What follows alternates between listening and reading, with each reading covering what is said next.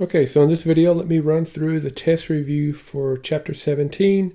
It's primarily going to be on calculations involving buffers and titrations. One thing I'm going to have are timestamps in the description of the video so you can jump around to the different problems so you don't have to watch the entire thing through to cover a particular exercise. So when I see a problem and it says calculate the pH of a buffer, the first thing I think of is the Henderson-Hasselbach equation, and we will be using this for this problem. And what we see is we have two pieces of information here. We have the grams of the base, that's that weak base, sodium acetate, and then we have the number of moles of the acid. Now, something that I've addressed previously in lecture is if the base and the acid are in the same volume, then really the Henderson-Hasselbach equation, you can think of it this way. Instead of the concentration of the base, we can if we know the moles of the base and the moles of the acid, we can just plug those in, right? Because when you talk about the concentrations, I mean, you're kind of assuming they're in the same volume. Otherwise, you wouldn't have a buffer. And so instead of doing that extra step of calculating the molarity of the solution, we can just simply add the moles. Mathematically, essentially what's happening is the volume would cancel out anyway. Now, the reason why I mention this here is because since we have the moles of the acid, we can just plug that in directly. And then that's left, the only thing we have left to do is then convert the grams of the base to that of moles. Now, as I mentioned on the test, I'm not going to make you do nomenclature. So I would give you the molecular formula for sodium acetate. And we need to know that in this problem because we need to figure out what the molar mass is for sodium acetate. Right, because molar mass is what's going to be used to calculate the number of moles from the mass of the sample. And that gives me 200,756 moles. And really, I just need to now plug it into the formula up here. And if I evaluate this, and I'll do it in a couple steps just so we can kind of see what everything looks like. So the pKa here, right, I'm going to take that. I need to take the negative log of the Ka to get the pKa. And that will give me 4.75 here plus. And if I evaluate this entire part of the equation, I get a negative number. And this makes sense, okay, just in terms of the chemistry that's going on here. If you look at those two values, well, this is larger. The acid is larger, and so we would expect the pH to decrease, which is what that negative is going to do. And then the final answer is 4.62 as the pH. So in problem number 2 here, we are mixing a couple chemicals together. Okay, so we have our weak acid, our acetic acid here. And let's just look at the neutralization reaction that's going on and use it to sort of give us guidance about what's happening in this solution. So there's our reaction. If I just write down the information that I'm given. So one thing to notice is that the concentrations are the same for the acid and the base. And then since this is a 1-to-1 ratio, basically it means that the same volume is going to be used to neutralize the acid. But what you have to notice in this particular problem is that the smaller volume is actually associated with the acid. That's a little different than some of the problems we saw in class. So what we have here is really a huge excess of the sodium hydroxide, and this acetic acid is actually going to be our limiting reactant. So what does this look like in terms of, trying to figure out the final pH? Well, what it means is that we're going to have leftover hydroxide once the neutralization reaction occurs. To better see that, what we can do is we can calculate the number of moles of each one of these compounds. Right? That's always concentration times volume. So like, for example, 0.5 molar times 0.4 liters, that's going to give us 0.2 moles total of this sodium hydroxide initially. And if I do the same math here, then I get a very small amount, 0.05 moles. So if this is the initial amount that we're starting with, well, what's going to happen is that if we think about this as kind of an ICE type of table, all of our limiting reactant is going to be consumed. Right? That's what's going to control this reaction. We're going to get 0 acid at the end, and we're going to get 1.5 moles of the sodium hydroxide once the reaction is complete. Now, if I want the pH of something, I'm going to need the concentration here. And specifically, I'm going to need the concentration of the hydroxide. Well, typical kind of setup, we're going to get that first, and then we're going to figure out the pOH, and then we can go and figure out the pH. So we've done this before, right? The concentration equals moles times, or divided by the liters in volume in liters. And the number of moles we have here, but I just want you to watch out for something. Notice that, right, look what we're mixing together. 100 milliliters and 400 milliliters. There's actually a dilution going on here, just like we've seen many times in a titration type reaction, which is essentially what this is in a way. And so, the total volume here in liters is actually a half a liter. And that does affect the outcome of the calculation. So now the concentration here is 0.3 molar. And then if I take the negative log of that value, I get the pOH, which is 0.52. And then finally, 14 minus the pOH gives me the pH, and that's going to be 13.48 on this particular problem. And again, just appreciate the data that's given to us here. Right, all we're told a certain amount of the base, a certain amount of the acid are mixed. We don't know, really, we didn't know where we were on our titration chart. Now, since this was such an extreme volume, it's 4 times the volume of the acid, it suggested that, we were way on the far end of the titration curve, which is confirmed with the pH there. There's not a lot of information given in this problem, number 3. All we're told is that we have equal moles of the acid and the conjugate base. If you're prepared for this one, it's very easy. If these two values are the same, this actually goes to 1. Log of 1 goes to 0. So basically, the pH here is just going to be equal to the pKa.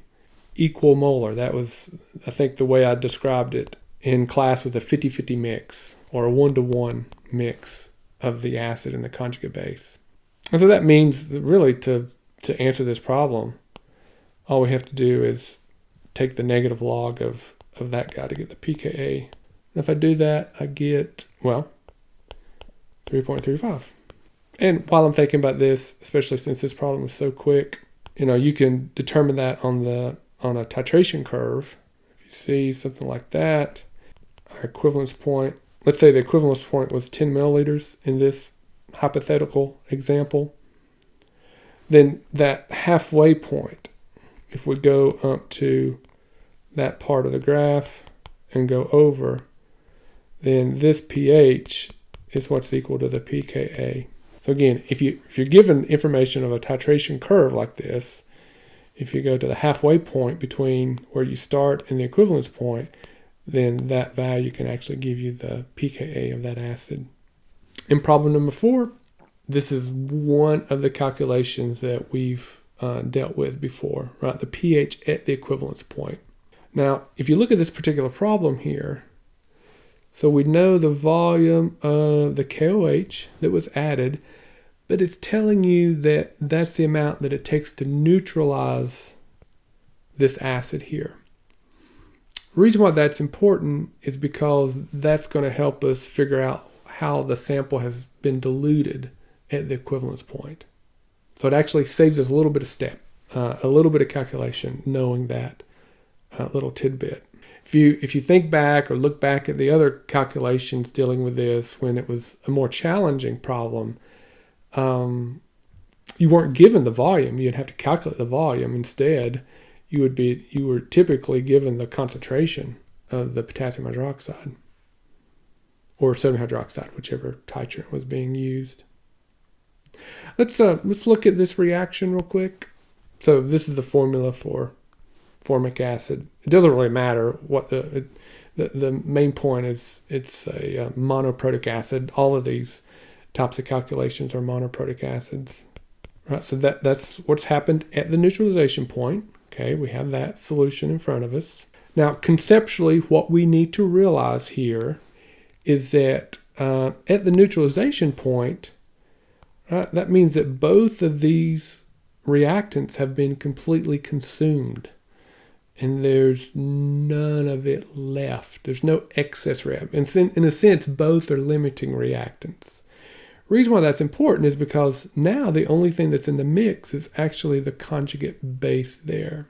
And if we want to take that and then figure out the pH of that solution now, then we're going to do an ICE table, a KB ICE table that's in line with what we saw in chapter 16. Okay, let's bring in some data. And yeah, let's just say, sure, we have 150 milliliters of the acid. It's at 0.15 molar. And we're told that 100 milliliters of the base is used. And that will come into play in a minute. But, in terms of, right, let's keep our eye on the ball here. What we want is a concentration of that conjugate base. Moles over liters, always the concentration we want to determine. And let me just go ahead and the sort of the low-hanging fruit. Right, what's the volume? Once the neutralization reaction, the total volume here is it's in 250 milliliters. So I'll go ahead and convert that to liters. And the thing that we have to recognize is that, right, where did that molecule come from? It came from that portion of the acid. Well, how many moles of that was originally added? Well, we know this calculation. Right, the moles is equal to the concentration times the volume, and that's equal to 0.0225. And that's what we're going to put up here. And now if we do our calculation, we determine that we have a concentration of 9 times 10 to the minus 2 molar. Okay, so that's the new solution that we're dealing with. And we want to now determine the pH of that solution. All right, so here's the reaction. Again, both of these have been consumed. They're not there anymore. It's just that conjugate base. What will it do? Well, it will go through a hydrolysis reaction. It's going to produce OH, so that means that I'll ultimately be determining the POH first. Okay, initial concentration, pure liquid, it's not needed. And since hydroxide is produced, and we're talking about a KB expression. Now, just like I said, we can always use our approximation. Now, the KB, if we look at the problem, okay, we are given the Ka. We're given the Ka, so really it's this formula that we want to use. Ka times Kb equals 1 times 10 to the minus 14, solve for Kb. So the Kb finally is 5.6 times 10 to the minus 11. And that's what we're going to use on our ICE table. Solve for X, and we've got to remember X now is equal to hydroxide concentration, which is 2.24 times 10 to the minus 6. Take the negative log of it, and I get 5.65. And then, right, pH is 14 minus POH, and so my final answer is 8.35 is the pH. Now, in this problem, so we're told that a titration is occurring, but notice what the titration is involving. Strong base and a strong acid. I don't need to do any calculations to know the pH is going to be 7. That's going to be always the case. Okay. I do need a calculation to figure out the volume of the sodium hydroxide that's needed. And this is a little overkill, but let's just take a look at the reaction just to remind ourselves what's happening here. And, the main thing I want to point out, just like we've seen over and over again, it's a 1-to-1 ratio. So that simplifies things a lot. If I have, 60 milliliters of this concentration, then I can determine the number of moles of this guy, and that's equal to 0.012 HCl, and I need an equal amount, right? 1-to-1 ratio, completely neutralized. I would need the same amount of the sodium hydroxide. So if I want to calculate the volume, it's moles divided by molarity. I need the 0.012 moles, and then the concentration is just given to me in the problem. And if I divide the two, I get the volume, which in this case is going to be 40 milliliters. Now, in our last problem here, we're switching gears a little bit, dealing with some molar solubility and KSP type of calculations. And we want to know the molar solubility of this particular salt. Now, on the test, I would actually give you this. Okay, I'll give you the formula. Right, these KSPs are describing this equilibrium reaction. In the KSP here, that expression would look like this. Okay, so we have calcium concentration, going to raise it to the third power, and phosphate concentration, and raise it to the second power. So it's equal to that value. Now, the way we did this in class, and in the lab for that matter, is, we set up an ICE table, and the X value allowed us to figure out the molar solubility. So it's just a little reminder of where we're headed, right? Because these X values are concentration values in a sense. Now, it's a little bit different here because they're the molar coefficients, but you'll see where I'm going with that in a minute, I believe. So let's do that. Let's set up the ICE table. Now, in terms of the expression for the KSP, right, since that's a pure solid, pure sample, it's not in the KSP there. It's just going to be the, aqueous components. And just like any ICE table will say, well, initially, there's nothing on the product side. And then a certain amount X has formed. But that certain amount X, right, that is changed by the molar coefficient.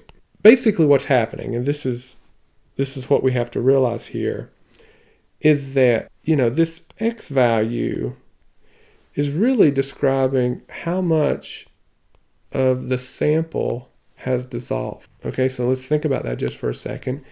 If X amount, number of moles of the calcium phosphate has dissolved, for every one of the calcium phosphate that dissolves, we're going to get a 3-to-2 ratio of the two products here. And so in solution, we're actually going to increase the number of moles of each of those ions based on those molar coefficients. Now, there's two aspects there. There's this chemistry that I'm trying to describe there, and then there's the math. Honestly, the math, in some ways, a little bit easier because it's just math. I can just plug and chug this. Now, again, it may just be math, and that's true, but I will say this is a more challenging type of problem than the ones that we've done in class or the lab. So if I go in here and I evaluate that portion, let's just sort of break that sort of step by step here. And then, when I multiply that type of expression together, okay, the numerical values are just going to do the normal multiplication. So that comes out at 108. But then the exponents here are actually going to be added together to give us x raised to the 5th power. First thing you want to do is divide both sides by 108. And this is going to go as our x to the 1/5. And you get a repeating pattern of that 6. I'm just going to stop it there. And then to solve for x, I mean, what's going to happen is you're going to raise that numerical value by 1/5. And that final answer is 1.14 times 10 to the minus 7. Now, let's just think about this for a second. This is the answer, by the way. Let me just go ahead and put molar there. This is the answer. Okay, so going back to like, what's the math and what's the chemistry? So right, this is the math. And on some levels, it's the easiest thing to follow along in a way if you're, familiar with the sort of the basic algebra and stuff that's just happened there. But the chemistry part of it, it's a little bit more complicated here, I think, at least harder to get across sometimes. But that x value here, it is the concentration. It's the molar concentration of the calcium phosphate that's dissolved now. If I take the x value and I plugged it back in here and here, I could get the concentration of the calcium and the phosphate that's floating around in the solution. Like, for example, this is not asked for in the problem. But if I did want to know the concentration of the calcium hydroxide that's floating around in solution, well, I know that from the ICE table. It's 3x. There's x. So it's 3 times this 1.14 times 10 to the minus 7. And it's the number. It's 3.42 times 10 to the minus 7 molar. Okay, that's fine. And I could do a similar kind of game with the x in that expression to get the concentration of phosphate. But again, what is the problem asking for? The problem is asking for the molar solubility of the salt itself. Well, again, where did these x's come from? Well, they came from that x. They came from that initial number of moles, or the initial concentration of the solid that has dissolved. Last thing I'll say about this is that the concept of x here, it's identical to what we did in class, but in class, what we saw, we didn't see the coefficients as being, something other than 1. Like on the problems we've done in class, at least one of these coefficients was a 1.